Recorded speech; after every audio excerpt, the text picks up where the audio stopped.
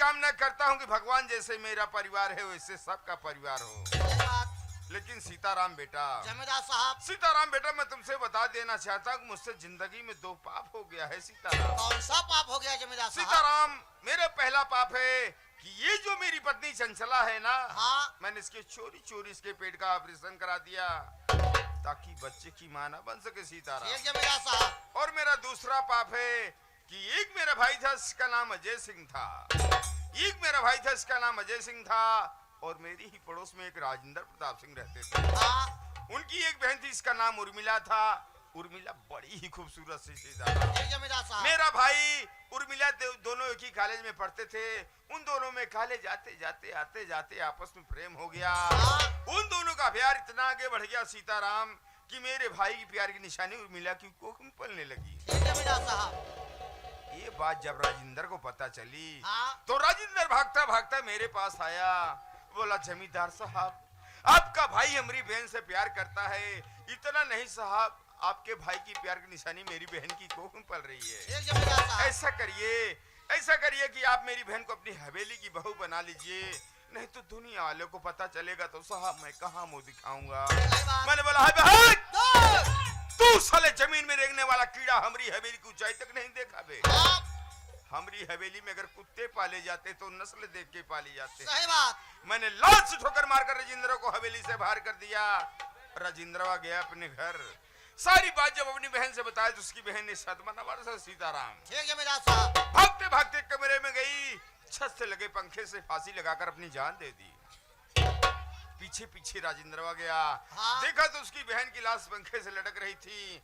ये देख के राजेंद्र से भी नहीं सदमा बर्दाश्त हुआ, वो भी छत से कूदकर अपनी जान दे दिया सीताराम। सीताराम, जब मैं सुना कि राजेंद्र और राजेंद्र की बहन दोनों आत्महत्या कर लिए, हाँ? मुझे बड़ा अफसोस हुआ। मैं सोचने लगा कि काश मैं जमींदारी की जज्बात में आके मैंने क्या कर दिया। अगर मैं उस दिन राजेंद्रवा की बात मान लिया होता तो आज ये भाई बहन आत्महत्या न करते। लेकिन सीताराम, मैं फिर भी सोचा कि इनके दरवाजे पे चला जाऊं, कुछ पैसा कौड़ी दे दूं ताकि इन लोगों का अंतिम संस्कार हो सके। जब मैं उसके दरवाजे पे गया ना सीताराम, तो देखा तो गांव वाले इकट्ठे हुए थे, काफी भीड़ थी। उसी राजेंद्रवा का एक छोटा भाई था जिसका नाम अरविंद कुमार था। उसकी उम्र लगभग 7-8 वर्ष की थी। मैं गांव वाले से पूछने लगा, भाई बेटा अरविंद नहीं दिखाई दे रहा है। तो गांव वाले बोले, साहब अरविंद तो स्कूल गया है, अभी आया नहीं है। लेकिन सीताराम, मैं गांव वालों को पैसा दे के चला आया और इतना दिन बीत गया, कहीं मुझे अरविंद नजर नहीं आया। कहीं मर गया होगा। हो सकता है बेटा। सीताराम बेटा, मैं तुमसे एक बात और बता देना चाहता हूँ। कौन सी बात? कि ये जो मेरा बड़ा वाला लड़का करण है ना, हाँ, ये मेरी सगी औलाद नहीं है सीताराम। जमींदार साहब, बड़े भैया आपके लड़के नहीं, तब किसके हैं? सीताराम, बच्चे बड़े बड़े हो गए हैं, बच्चे कॉलेज जाते हैं, उनका कॉलेज जाने का टाइम भी हो गया है। वक्त आने पे मैं तुमसे एक दिन जरूर बताऊंगा। आज मेरा दिल कर रहा है कि मेरे बच्चों को मेरे पास बुला, मैं उनसे कुछ बात करना चाहता हूँ सीताराम। ठीक है जमींदार साहब, बुलाओ। हेलो हेलो, बड़े भैया, छोटे भैया, बहन जी, सब साथ में आए। जमींदार साहब याद करें। हेलो,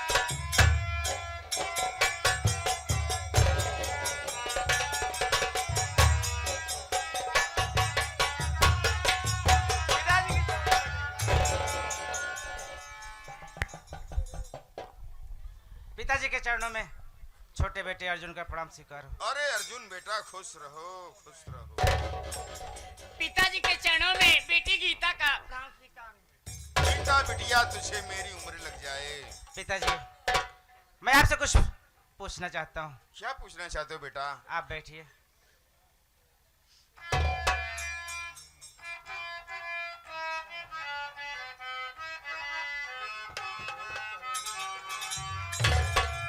पिताजी, बात क्या है जो कि हम सबको बुलाए हैं? पिताजी,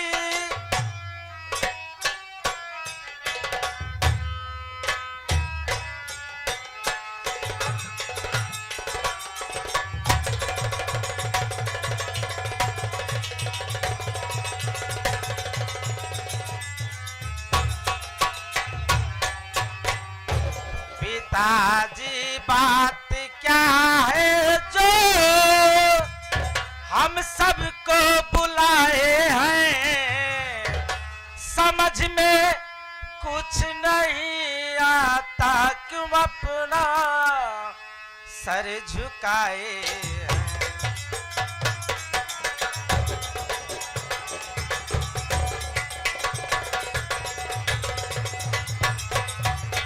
हुई है क्या कोई गलती,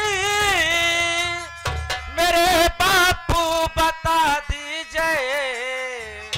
हुई है क्या कोई गलती, मेरे बापू बता दीजिए। समझ में कुछ नहीं आता क्यों अपना सर झुकाए हैं।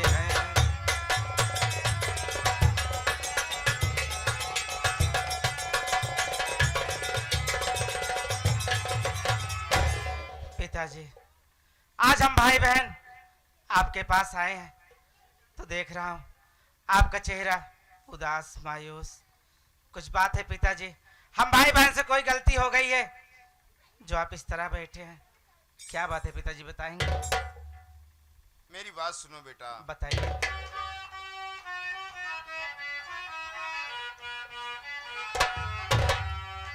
बताने के लिए हमने तुम्हें सबको बुलाया है।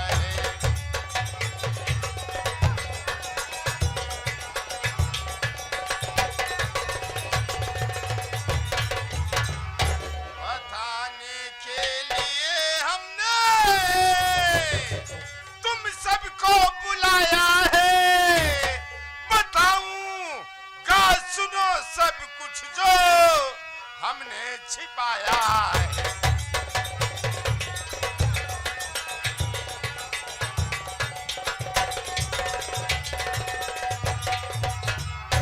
सगे भाई नहीं दोनों।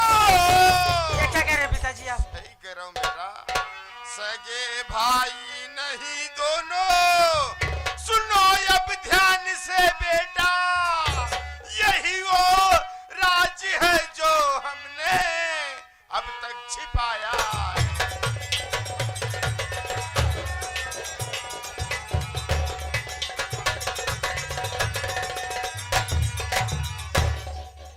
हाँ बेटा अर्जुन, बेटा अर्जुन, ये जो तेरा बड़ा वाला भाई करण है ना, ये तेरा सगा भाई नहीं है बेटा। ये क्या कह रहे हैं पिताजी आप? मेरे बड़े भैया मेरे सगे भाई नहीं है तो फिर ये कौन है पिताजी? इनके माँ बाप कौन है? ये कहाँ के रहने वाले हैं? मेरे कुछ समझ में नहीं आ रहा है पिताजी, साफ साफ बताइए ना। मत रो बेटा अर्जुन, बेटा अर्जुन मत रो। अगर तू जानना चाहता है तो आज मैं तुझे जरूर बताऊंगा बेटा। बेटा ये कहानी आज से कई वर्ष पीछे की बात है। तेरी माँ का नाम चंद्रावती था। तेरी माँ का नाम चंद्रावती था। चंद्रावती की कुछ से कोई औलाद नहीं थी बेटा। बेटा हमने चंद्रावती का बहुत इलाज कराया, बहुत दवा कराया, पर कभी बच्चे की मां ना बन सकी बेटा। एक दिन हम चंद्रावती को लिवाकर इलाहाबाद के महाकुंभ के मेले में घूमने गए बेटा। उसी मेले में अचानक बहुत जोर सा तूफान आया और उसी तूफान में मुझे करण बेटा रोता हुआ मिला। बेटा उस वक्त करण बेटे की उम्र मात्र 5 वर्ष की थी। मैंने इसे गोद में उठा लिया तो देखा तो उसके दाहिने हाथ में सूर्य का निशान और करण लिखा था।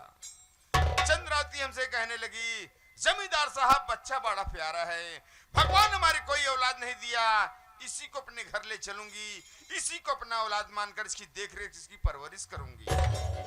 बेटा मैंने सोचा समझा, उसी वक्त करण बेटा को घर लिया और बेटा करण के घर आते भगवान की ऐसी कृपा हुई कि चंद्रावती पेट से हो गई बेटा।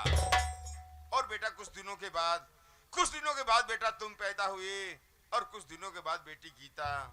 और बेटा उसके बाद चंद्रावती को ऐसी बीमारी लगी कि बेटा वो बच ना सकी, हम सबको छोड़कर भगवान को प्यारी हो गई। इलाके के लोग कहने लगे, जमींदार साहब बच्चे छोटे छोटे हैं, इनकी देखरेख कौन करेगा, इनकी परवरिश कौन करेगा? ऐसा करिए साहब, आप अपनी दूसरी शादी कर लीजिए। बेटा मैंने सोचा समझा, मैंने अपनी दूसरी शादी कर लिया, जो कि तुम्हारी माँ हवेली में मौजूद है बेटा। बड़े भैया, बाबूजी। बोलो बेटा करण। आज आपने इस राज को खोलकर अच्छा नहीं किया बाबूजी। आज तक हम भाई बहन में कभी ये ख्याल तक नहीं आया बाबूजी कि हम सगे नहीं हैं। लेकिन आज मेरी बात सुने बाबूजी।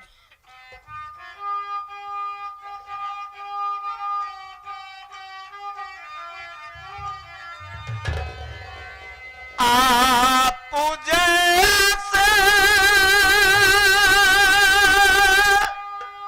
न दुनिया में कोई पिता, एक दुखिया को जो है सहारा दिया,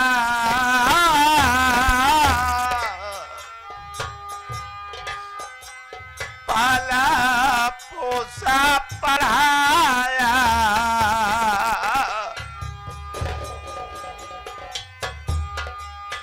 पाला पोसा पढ़ाया, लिखाया मुझे, पाला पोसा पढ़ाया, लिखाया मुझे, डूबती नैया को है किनारा दिया, पाला पोसा पढ़ाया।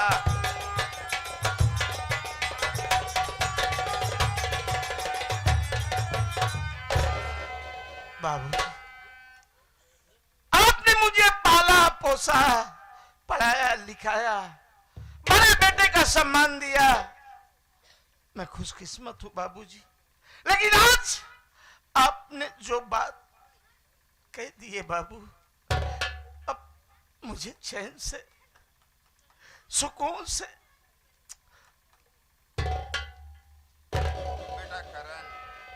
बेटा करण, तुम अपने दिल में कभी मत सोचना बेटा कि तुम मेरी सगी औलाद नहीं हो। तुम मेरी सगी औलाद से बढ़कर हो बेटा। बेटा इस हवेली में जितना अर्जुन का अधिकार है उतना तुम्हारा भी है बेटा। तुम बेटा अर्जुन को अपना सदा छोटा भाई और सगा भाई समझना, और बेटी गीता को अपनी सगी बहन समझना बेटा। और जो तुम्हारी मौसी माँ चंचला है ना, उन्हें मौसी माँ नहीं बेटा, बल्कि अपनी सगी माँ समझना बेटा। बाबूजी, अरे अर्जुन तो मेरी धड़कनों में बसता है, और आज सवाल गीता का, तो गीता तो हम सबों की जान और इस हवेली की शान है बाबूजी। जरूरत पड़ा तो कतरा कतरा लहू इस परिवार के लिए कुर्बान कर दूंगा, जिंदगी में कभी शिकायत का मौका नहीं दूंगा। बेटा करण तुमसे यही उम्मीद करता हूँ। अच्छा बच्चों, तुम लोग का भी कॉलेज जाने का टाइम हो गया है और थोड़ा मुझे इलाके में घूमने के लिए जाना है। चलता हूँ बेटा, खुश रहो, खुश रहो।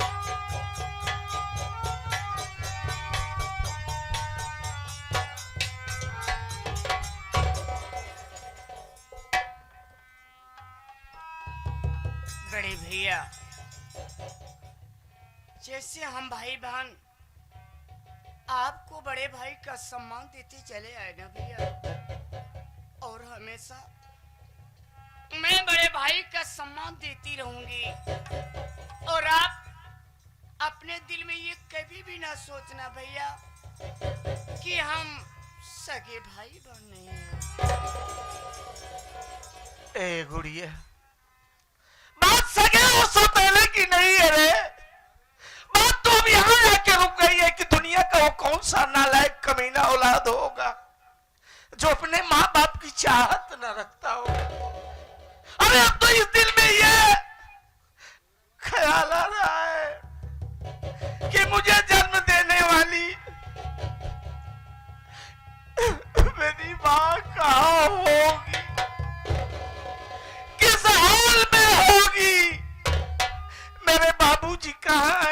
कैसे हैं, वो इस दुनिया में है भी कि नहीं है। तमाम तरह की शंकाएं इस दिल में आएंगी गीता, मुझे चैन से अब जीने नहीं दे। बड़े भैया, आप अपने आंखों से आंसू नहीं बहाइए भैया। मैं जानती हूँ कि बाबूजी की बात आपके दिल में ठेस पहुंची होगी भाई, लेकिन भैया आप भगवान के ऊपर भरोसा करो। अगर आपके माता पिता इस दुनिया में जिंदा होंगे ना, तो वो एक न एक दिन आपसे जरूर मिलेंगे भैया।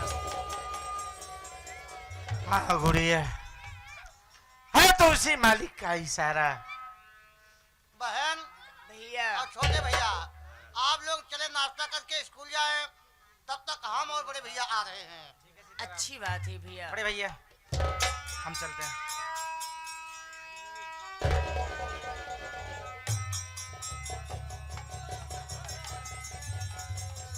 माननीय महोदय, घर मालिक का कहना है बड़े भैया कि माने जाने कलाकार लालजी भाई कुंडा प्रतापगढ़ ग्राम जयसावा से आए हुए हैं, तो आपने मुखार बिंदु से 2 लाइन कुछ सुना के तब जाए। भैया बाबा साहब के बारे में कुछ सुना दीजिए। चलो ठीक है, मौसम बड़ा खुशनुमा है और आज हम जिस जश्न में यहाँ आए हुए हैं, सभी लोग इकट्ठा हुए हैं, हाँ भैया, माना कि भगवान का अवतार हुआ है, क्योंकि हम आप जिसकी चाहत रखते हैं कि अगर किसी भी कुल में कोई औलाद आता है ना, हाँ भैया, तो जमाने भर की खुशी आ जाती है। हाँ भैया, माँ बाप, भाई बहन, पड़ोस, सब नात रिश्तेदार जितने भी होते हैं, तो हम पूरी पार्टी भी उस बच्चे की दीर्घायु की कामना परमेश्वर से करते हैं। बड़ा होकर बच्चा अपने कुल परिवार माँ बाप का नाम रोशन करे। चल लाइनों में आपने कह दिया है तो चलो बाबा साहब का ही हो जाए।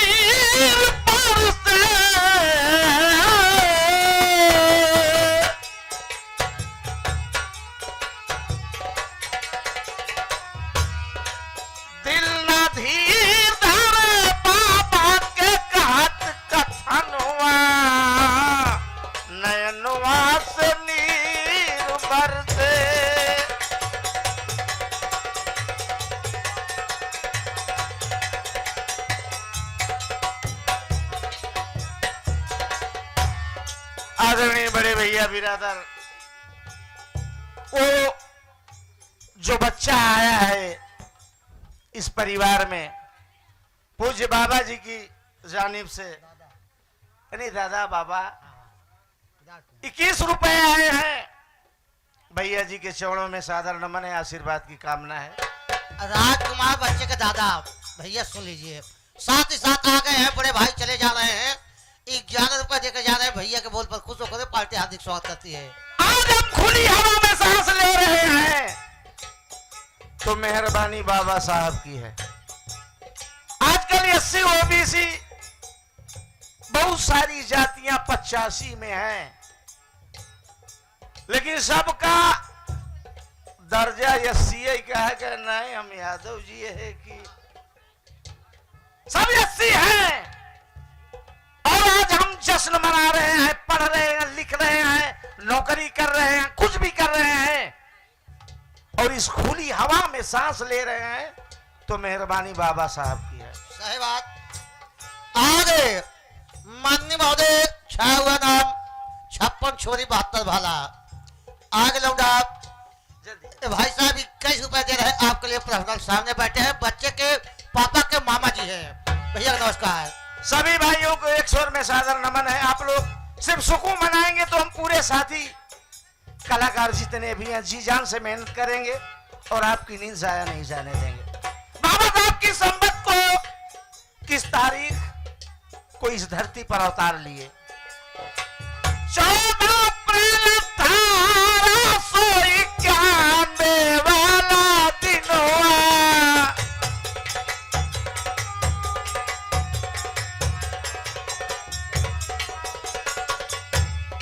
आदरणीय भैया प्रकाश शंकर जटाशंकर गौतम भैया की जानिब से 51 रुपए आए हैं। भैया को जय भीम नमो बुद्धाय।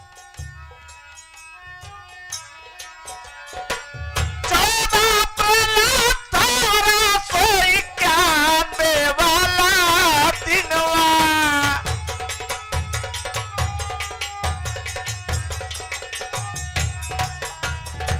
के भीमा बाई की गोदिया में और मोर पाली है जन्मवा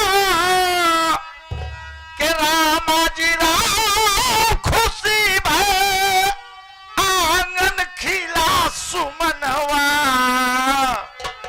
नयनवा से नीर बह।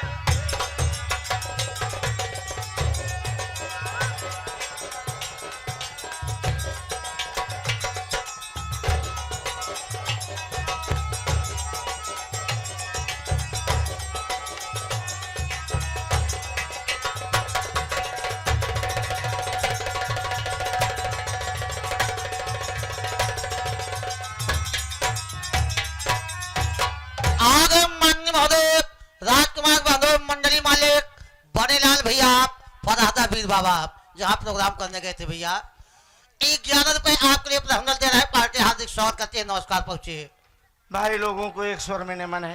बाबा साहब 14 अप्रैल 1891 में इस धरती पर अवतार लिए। जैसे कि आज हम जिस जश्न माहौल में यहाँ शरीक हुए हैं, शामिल हुए हैं, उस दौर में ऐसा माहौल नहीं था। आज हम बच्चे को इंग्लिश मीडियम अच्छे से अच्छे स्कूल में दाखिला दिलाने की कोशिश करते हैं, लेकिन उस दौर में एससी वर्ग के आगे हाड़ी पीछे झाड़ू। हमारा पांव का निशान भी जमीन पे गवारा नहीं था, हम जमीन पर थूक नहीं सकते थे। आज हम बाबा साहब की मेहरबानी के बदौलत ये सब कर रहे हैं। बाबा साहब को स्कूल में बहुत सताया जाता था। आज हम मास्टर अध्यापक को गुरु यानी भगवान से भी बड़ा दर्जा देते हैं, लेकिन उस दौर का बाबा साहब के जमाने का वो मास्टर कहना तो वाजिब नहीं है क्योंकि हम आप एक सभ्य समाज से अब ताल्लुक रखते हैं, लेकिन बाबा साहब के साथ बहुत अन्याय हुआ। उस दौर में मिट्टी का घड़ा हुआ करता था जिसमें बच्चे पानी पिया करते थे। आज तो एक विद्यालय में एक नहीं दो हैंड पाइप टोटी और ऑटोमेटिक सारी व्यवस्था है, खाने की व्यवस्था है, बच्चों को किताब बैग यहां तक कि यूनिफॉर्म भी फ्री मिलती है। ये बाबा साहब की सोच और आज साकार हुआ।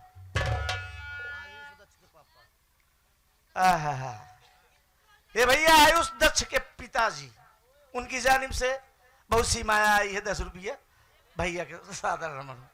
बाबा साहब के साथ क्या हुआ? अच्छा आदरणीय बड़े भैया, भैया गलती को माफ करे भाई। भैया 11 रुपया देता है, भैया बार बार नमन है, आशीर्वाद कामना है। बाबा साहब के साथ क्या हुआ? क्या स्कूल में मास्टर बाबा जी का बहुत सतावे।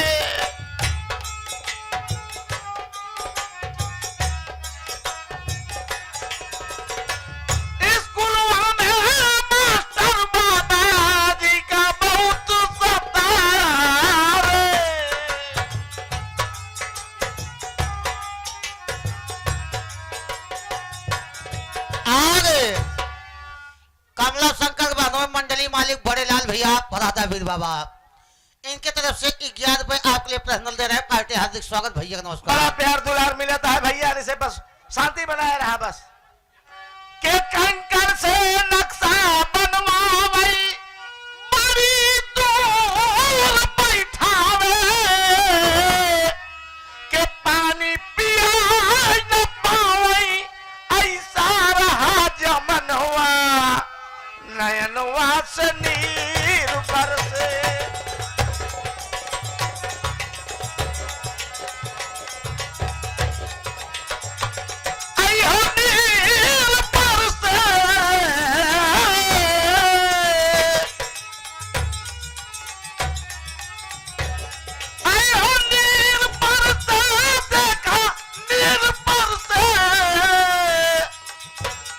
पानी पिए न पावे ऐसा रहा जमनवा, नयनवा से नीर बरसे।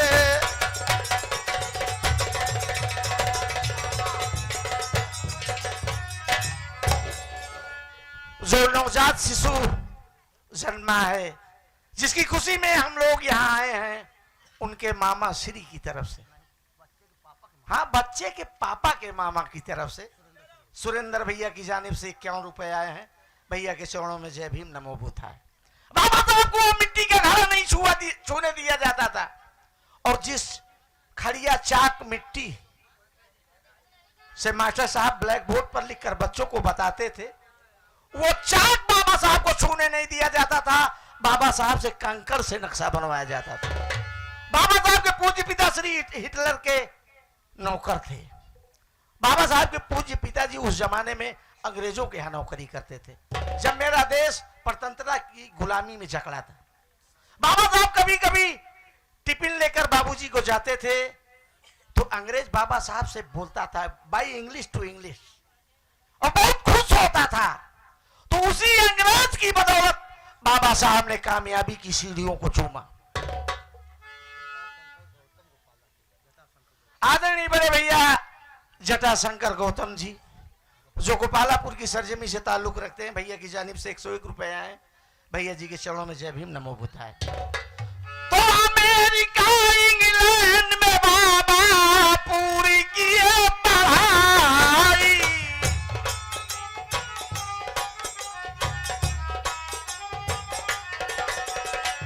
पूरी किए पढ़ाई, बाबा पूरी किए पढ़ाई।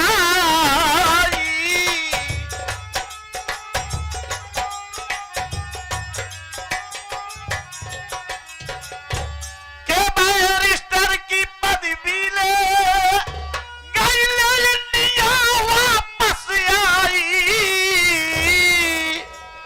के बुद्ध की कृपा से बाबा लिखल संविधानवा,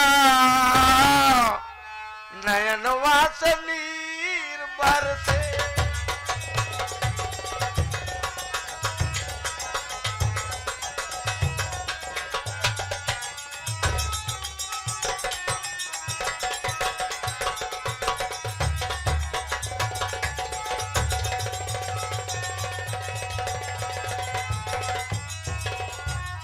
आगे आयुष दक्ष के पापा इसी गाने पर खुश होकर के बाबा साहब के 11 रुपए दे रहे हैं पार्टी। हार्दिक स्वागत करती है। आदरणीय भैया नीरज मिश्रा 51 रुपए दे रहे हैं। भैया जी के चरणों में जय भीम नमो बुद्धाय। बाबा साहब अपने देश को गुलामी की जंजीर से निकालने के लिए लाखों करोड़ों लोगों ने अपने प्राणों की आहुति दी, लेकिन हमें पूर्ण आजादी नहीं मिली। बाबा साहब ने जब संविधान लिखा, तब जाके हमें पूर्ण आजादी मिली। बाबा साहब ने संविधान लिखा 2 साल 11 महीने 18 दिन में, लेकिन इस नश्वर संसार में जो भी आया वो एक न एक दिन गया। बाबा साहब के साथ तो ऐसी ऐसी घटनाएं हुई कि अगर मैं बताने लगूं तो सारी रात कम पड़ जाएगी।